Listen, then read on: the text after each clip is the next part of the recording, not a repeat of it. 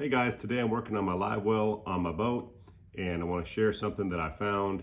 I diagnosed that the Livewell pump was bad, and I cut the wires to it eventually and made sure that I had good power and ground to the pump, and found that it still wasn't working.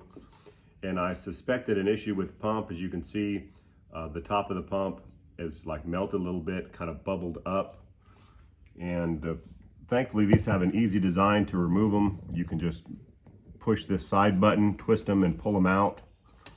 And as you can see how it's, this new pump is flat and the old one is bubbled up there.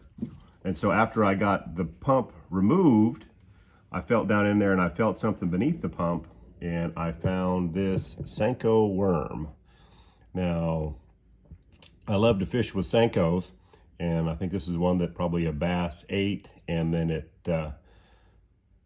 threw up in the Livewell, and in doing so, in recirculation mode, it went through the piping and then up to the pump, as you can see, where it just kind of got stuck there and ate it up, which is a reminder of the importance of having screens in your Livewell. So I need to get some of those rigged up for the Livewell so I don't run into this problem again.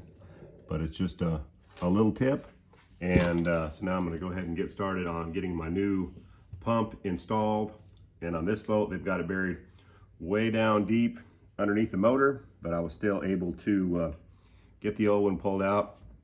And like I said, it's got an O-ring that seals it, and then this button, you just push it in, it locks, and then we'll get the new one wired up.